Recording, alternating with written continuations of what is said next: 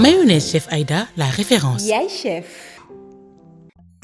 Mère Vitale, sel te wóor moo ko yor. Les poulets fumés Atis à la découverte d'un concentré de saveur. Chez Yonema, des ustensiles de qualité pour une cuisine délicieuse. Live Cuisine, la cuisine autrement. Donnez une nouvelle vie à votre intérieur. Allure Couture s'habille en toute harmonie.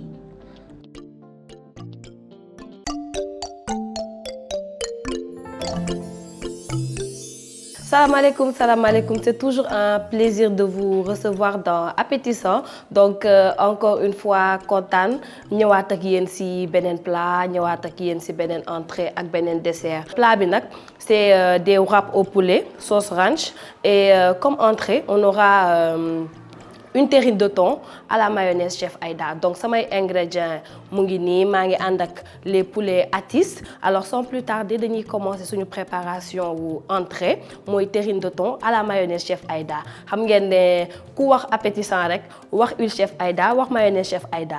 Donc huile Chef Aïda moo ngi nii moom dina ma jàppale tey bu baax ci sama togg. Mayonnaise Chef Aïda bi aussi dina dem ci suñu sauce ranch dina dem aussi ci suñu terrine de thon à la mayonnaise. Ndox bi tàng na donc mën naa def nen yi léegi dañ koy bàyyi mu bax ñu daal di jël suñu verre d'eau ñëw def ko ci soucoupe bi ñu def gélatine alimentaire bi. Léegi dañ koy bàyyi tuuti rek gélatine bi daal di seey ma daal di indi sama saladier. Alors damay commencer par def thon bi ba pare ci biir saladier bi.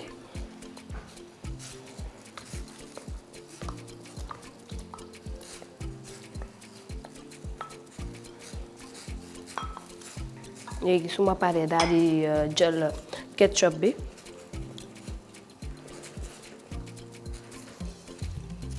mën naa ci sànni tuuti piment pour relever le goût, le persil sec, du sel, du sucre. Mélange de sucre et salé la ñu nar a am foofu ci terrine bi ma def poivre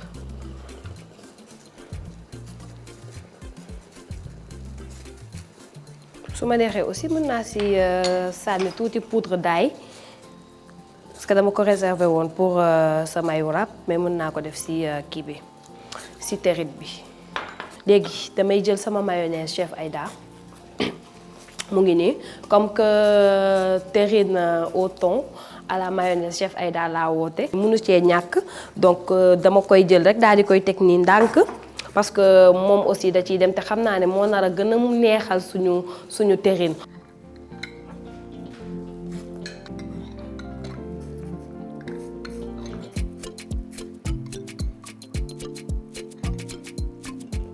su ko defee nag mën naa ñëw mélanger le tout.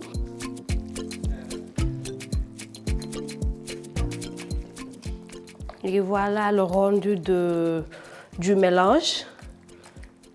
Texture bi rafet na torop machallah. Donc damay ñëw rek ñëw ajouter ci les œufs durs déjà découpés. léegi su ko defee ma daal di koy ñëw incorporer ci sama mélange. Benn bi dama ko réserver pour su may def déco bi. léegi damay mélanger waat lépp. Gélatine bi bàyyi na carrément aussi. dama koy ñëw def ci mélange bi.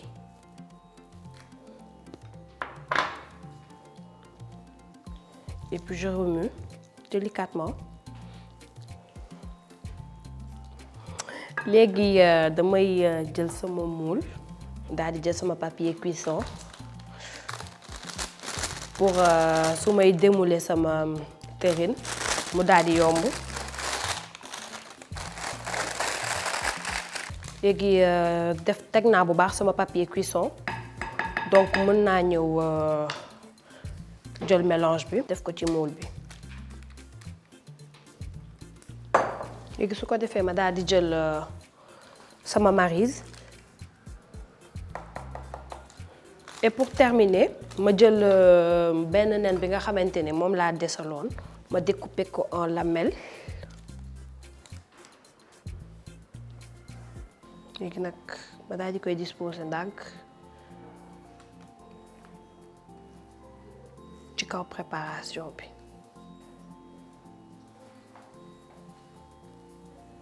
Et puis je termine par le persil sec. Parsema ko ci tuuti. Et c'est prêt. Donc defar nañ suñu terrine au thon à la mayonnaise chef Aïda ba pare. Léegi nag dañ koy ñëw dugal au frigo ñu bàyyi ko fa pendant au maximum 3 heures de temps. Entre temps mën nañ fi defar suñuy wrap au poulet à la sauce ranch suñu paree daal di def suñu dégustation ndax tey moom appétissant bi du yow mën daa naan bu mag laa fiy dalal donc c'est pas des lool. léegi pare naa dagg sama poulet atis léegi mën naa ñëw nag jublu ci préparation sauce bi léegi damay jël sama poêle jël sama huile chef Aïda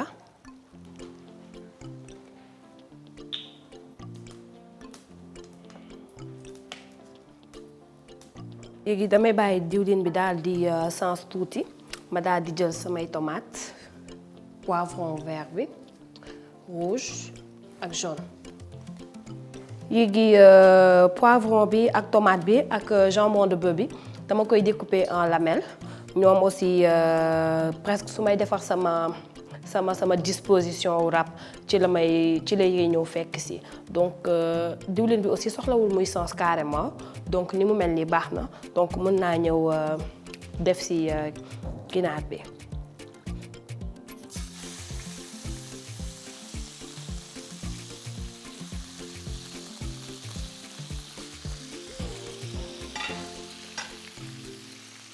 léegi commencé woon naa dagg samay légumes defar naa poivron jaune bi ba pare rouge bi ak tomate bi dagg naa ko en lamelles léegi damay terminer par poivron vert bi. poulet bi doore na aussi donc mun naa ñëw def samay assaisonnement am naa fi des oignons.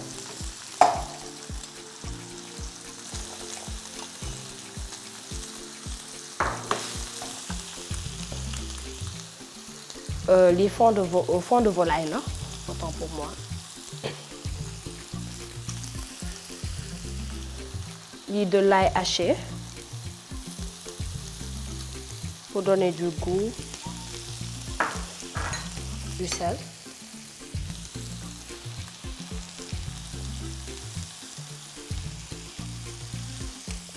Du poivre.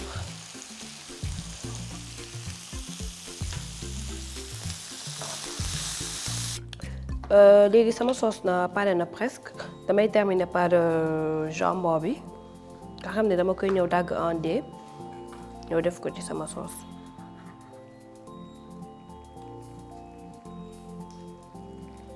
Léegi su ma daggee jambon bi en dés def ko ci sauce bi après mën naa fay sama feu ñëw defar sauce ranch bi.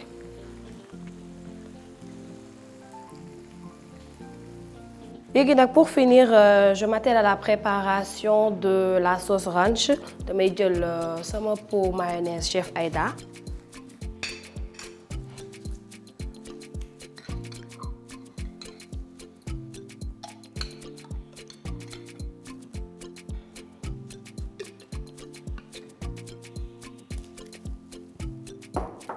su ma defee mayonnaise chef Aïda bi ba pare nag damay ñëw def sama poivre ma daal di def sel, le restant du persil sec, def tuuti thym ak poudre d'ail.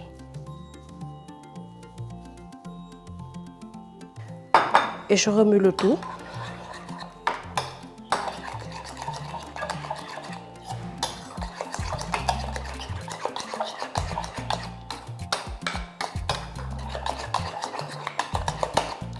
Et c'est prêt.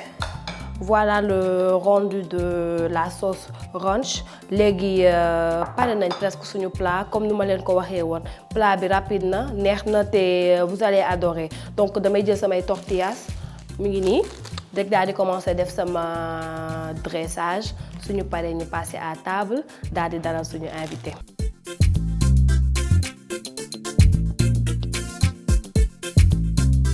Coucou tout le monde, bienvenue dans votre émission préférée Appétissant.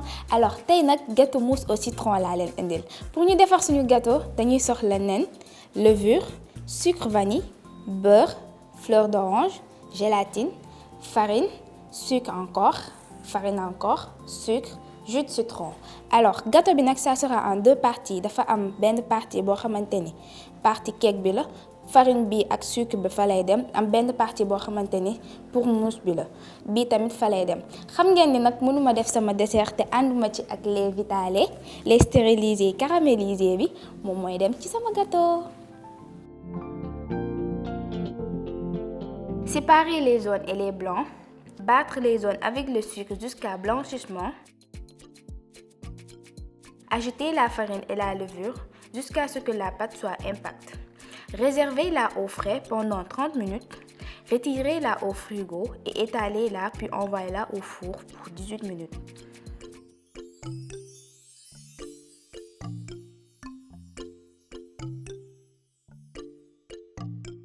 Pour la crème, versez le lait dans une casserole.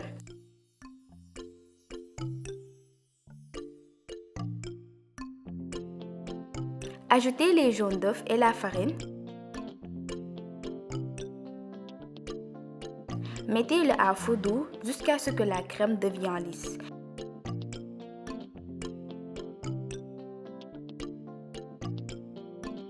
Puis ajoutez les feuilles de gélatine. Montez les blancs en neige et incorporez dans la crème.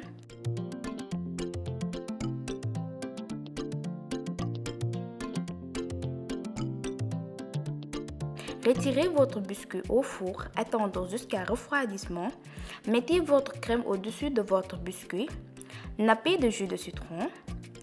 Bon appétit!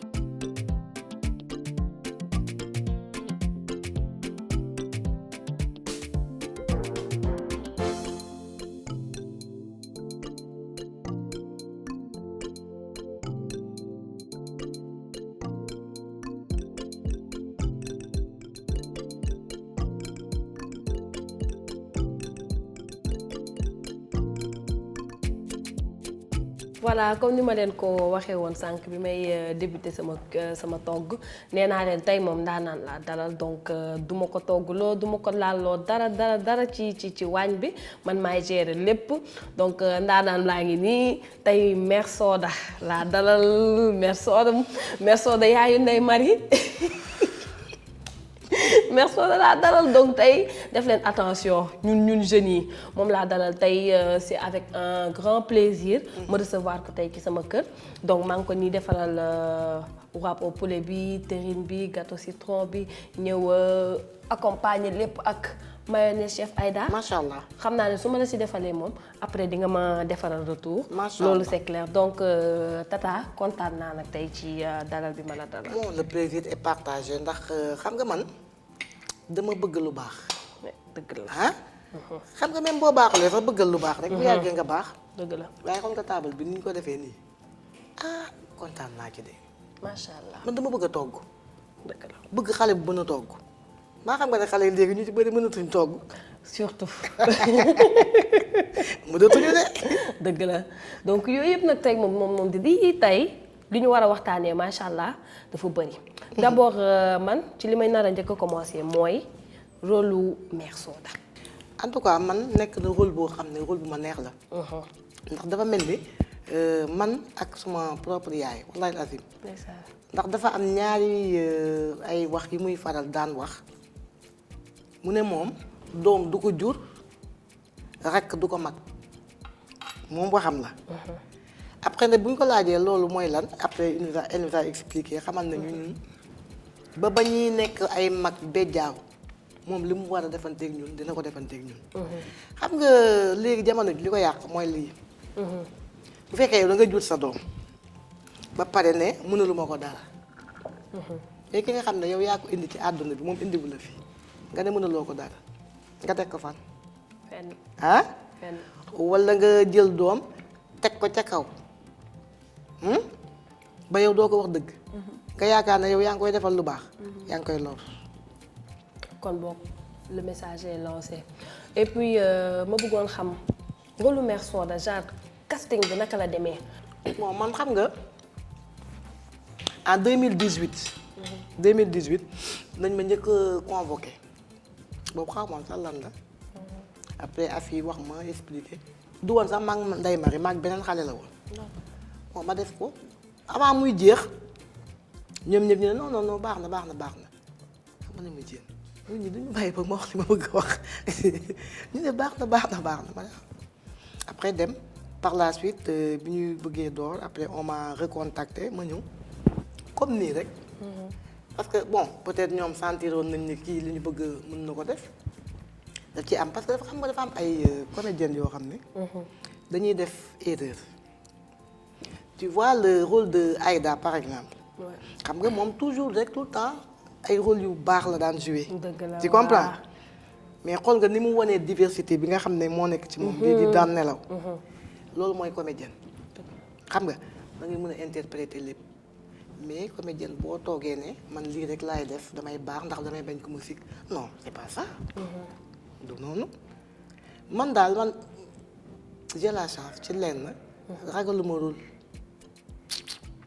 79 ba léegi ragaluma rôle yoo xamante ne léegi bon gars yi ñu ngi koy nangu man je l'avais fait depuis yàgg na j'assume waaw sama liggéey la xam nga loo xamante ne depuis que tu as 17 ans yaa ngi ci alors tu es obligé hein.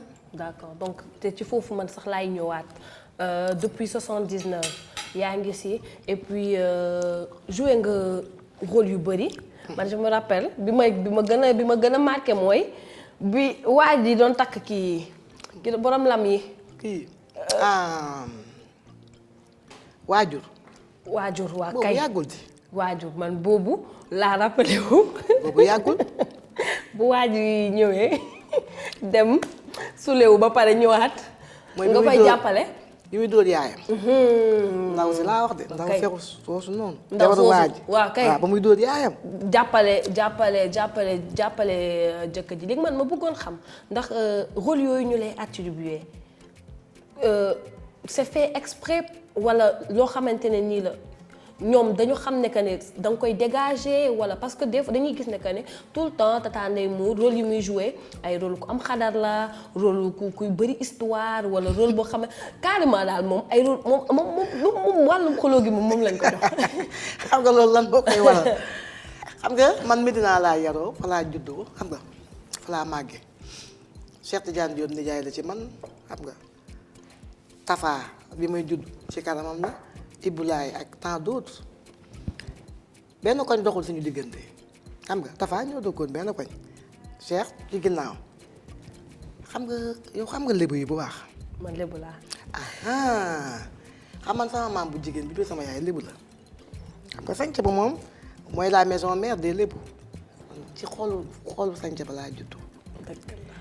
léegi nag dafa am ay affaires yu nekkoon ci moom xam nga mairie lébu yi rek. xam nga bu njëkk léegi xale boo ne yow caga nga du ko choqué mais ñun bu ñu nekkee xale boo ñu waxee caga bi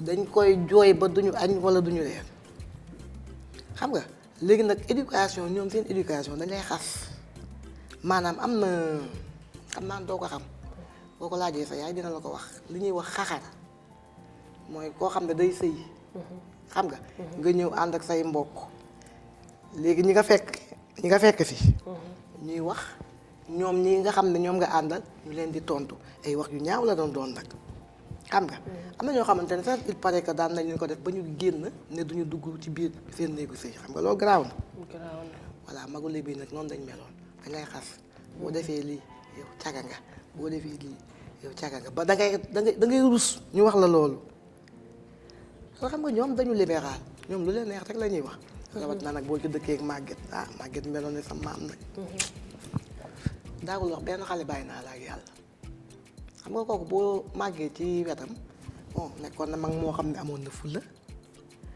am na fayda et puis elle était autoritaire waaw ku amoon autorité la ba pare xam nga man sama papa alkaati la mosoo ko xam donc mu mel ni fulla jooju noonu xadar googu noonu principe yooyu noonu ak autorité boobu noonu yëpp c'est dû à la culture lébu. donc mu mel ni man sama jàngat loolu xas yooyu noonu ñu magu lébu yi doon def wala yooyu ñu doon sañ a wax daan soññu daal pour nga am jom pour toj sa xol pour nga xam ne ni soo duggee tey ji am na yu bari du la ébranler tey ji yow loolu moo nekk ci yow ba loolu moom la ñuy moom la sa rôle yi di refléter. déggoo ma xam nga man damaa métissé ci éducation. xam nga dama métissé. man sama maam bu jigéen comme ni ma la ko waxee lébu la. ba pare sama papa alkaati la. waxuma alkaati yi moderne yi de mais alkaati yu njëkk yi ñooñu dañ doon yor ay yat comprendre nga. parce que ñooñu moom seen yar nii rek du fait que man il m'a emprisonné à l'âge de 11 ans fii au commissariat central xam nga lu ma defoon. jël ñaar dërëm 10 francs 10 francs gis nga tey jii boo dencoon ay milliards ci sa pochette. nga dem a jël ko du ma ko jël. loolu mooy yar. sa propre père. bien sûr moo def loolu xam nga tey jii am na parents yoo xam ne moom soo leen ko naroon bu leen seen doom jëlaloon 1 million sax dinañ ko jéem a nappal juste pour bañ a kiiwal seen juste pour utal lay seen doom donc kon nag éducation baax na. waaw tata noo gisee léegi évolution cinéma bi depuis 79 à 2020 beaucoup de choses ont changé léegi téléfilm yi ñoo fi ne. séries yi pièces théâtrales yi ñu ngi koy gis de moins en moins nouveaux acteurs yi bëri na léegi jeunes yi soxlaatuñu ñuy dem formé wu pour nekk acteur da ngay am benn profil wala nga am benn don bu nekk ci yow rek ñu jël la nga jouer théâtre donc yow en tant que doyenne ci milieu bi naka nga gisee loolu. ah doy na waar de li mu ci mën a wax daal mooy doy na waar ndax nag xam nga mun nga nekk acteur. parce que dañ la booster. dëgg la comme ni nga ko waxee. ndax tu as un bon profil. xam nga. yooyu yëpp mën na ci nekk mais boo demee ba ci biir mais affaire bi neex na gis nga poulet bi. li yëpp pour ta mais boo demee ba ci biir. di nga xam ne lépp dëgg la. xam nga le métier d'acteur. du loo xam ne dañ koy improviser. dafa nekk loo xamante ni ci sa deret lay ne comprendre nga boo doon nelaw ñu yell léegi ne la defal lii nga def ko xam nga am na ñoo xam ne présentement nii boo leen jooyloo da nga leen di sonal. dëgg la wallaay Azim. moi j'ai vu des jeunes yoo xamante ni pour ñu jooy problème la. léegi nii su ma neexee jooy ba yàq maquillage bi ba yow nga jooy. dëgg la wallaay mais damay gis ay jeunes acteurs yoo xamante ne pour ñu jooy ñu làqatu fee concentré wu. kenn xam daal day na waar daal en tout cas Marodi moom mu ngi def rôle am waaw li mu war a def mu koy def parce que nag ay promotion jeune c'est normal ndax il faut qu'il y ait la relève quand même ñu jël les doyens comme ñu encadré ñu ndax man je crois que ne rôle boobu maak Jeewa mère Aïda moom la ñuy incarné ci Karma bi parce que xale yi vraiment xale yaru lañ jox nañ ñu cër jox ñu suñu gëdd xam ñooy kan dinañ ñuy woo duñu laaj waa mère ñun dañu war a def temps léegi lu ñu war a def nii wala lii am na ci benn séquence boo xam ne Ndeye Marie dafa war a jooy dem na ba elle est calée pour jooy yooyu ñëw problème la ma ne ko dama lay wax li nga xam ne man moom lañ ma jàngal pour nga jooy ci théâtre xam nga looy def mu ne man ne ko xalaatal sa yaay liñ ko mës a def lu metti torop ci seen kanam rek mu commencé jooy man ne ko voilà man leen commencé leen tourner c'est ça. émotion ya daal génn dëgg la donc cinéma bi gis nga ni fi mu nekk nii am na avenir boo xamante ne nii c'est certain. ah c'est sûr loolu moom c'est sûr ndax xam nga ñun bi ñu daan jouer amuñu woon dara. amuñu woon xaalis. aspect boobu laa doon bëgg a ñëw. xam nga da nga ci daan jouer ba sonn nii ñu dañ ko doon def par passion ba léegi on le fait par passion dañ lay jox l'idée générale man lu ci bëri ci dans Karma bi du ay textes yu ñu ma jox de on me donne l'idée générale. rek lii je développe. waaw da nga demee ak sa xel. loolu mooy li nga xam ne moo ne ci yow. dëgg la mais xam nga bu fekkente ne yow du loo jàng. wala du don boo xam ne am nga ko. yow tu es obligé nga xam nga la ngay xam. majuscule une phrase commence par une majuscule. qui se termine par un point. jeex na boo dugalee leneen rek mu réer. xam nga. loolu yow da ngay bëgg sax dem ba improviser dugal ci ay calme ñangaan. ak ay yëf. waaw mais bu fekkente ne xam nga avec maag jeewo je peux le faire. bu ma ko xoolee xam na li ma bëgg a wax. li may waxee ak yow nii tey jii am na loo xamante ne su moom bu fi toogoon. su ma ko defee rek dina xam ne dama ko ne bu lekk yëpp te di ko te yow doo ko xam comprendre xam nga pour léegi jouer ak moom dafay yomb. dafay yomb parce que da ngeen di communiquer. voilà facilement soxla woo leen di wax. pour communiquer par geste par regard bu ma jàkkaarloog moom nii muy wax su ma nee nii xoolaat ko moom xam na lan la ndax dafa def faute wala lu mu war a améliorer da ngay gis la plupart day ree. je l'ai corrigé te yow doo ko xam. waaw xam nga te yooyu yëpp formation la daal. en tout cas xale bu ñu nangoo jàng. ils peuvent aller très loin. macha allah te ñun sax dañuy jàng si yéen parce que li nga wax nii am na solo donc on a besoin de vous pour nous encadrer. parce que c'est bien ñu nekk relève bi et tout mais tamit li ñu naan mat na bàyyi. si réew donc soxla nañ. ñu mel ni ñoom tata Ndeye Mour ay ñoom tata Jeewo. Marème Nia Rokaya Nia donc kulim Dioum. voilà on a besoin de vous. léegi nag tey jii tata ban.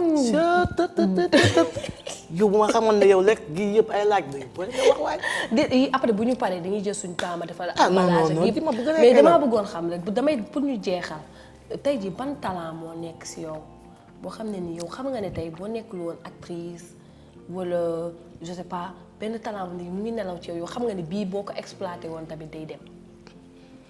xam nga man dama bañ injustice bëgguma ko man xam naa ne bu dul woon lii est-ce que duma nekk rappeuse. rap waaw parce que j'aime bien ndax chanteur yi léegi ay sama yaay mbëggeel sëriñ bi mais ñoom il aborde des thèmes am na ñu ci bëri dama leen di déglu. man mooy sa rappeur préféré. bon dinaa déglu Dip dinaa déglu Ngaaka Blindé. wala déggal lii dama leen di déglu de. parce que li ñuy wax. xam nga mu naan lan mu naan bii géem Ngaaka ko moom xam nga lan dama koy. bii géem Ngaaka ko non ñëwul foofu teg teg. j'adore non ñëwul foofu. j'adore wala nga may ma benn kiiwu ci Dip. waaw yooyu dafa ko kon xale dañ may yeb dañuy yebaate. non dañuy kii rek benn phrase bu ndaw bu ndaw rek. waaw bii géem Ngaaka ko moom boobu neex na man mën naa la ñëw sa jàppale la ñu. bii géem Ngaaka ko moom. waaw géem bi ngaa ko mooy kii ko moom rek ma dàqaat yow. jërëjëf biir néeg bi. moo yoon nekkul àddina amul solo waaye. Mayonnaise Chef Aïda, la référence. Yaay chef. Mère Vitale, sel te wóor moo ko yor. Les poulets fumés attissent à la découverte d'un concentré de saveur. Chez Yonema, des ustensiles de qualité pour une cuisine délicieuse. Liv Cuisine, la cuisine autrement. Donnez une nouvelle vie à votre intérieur.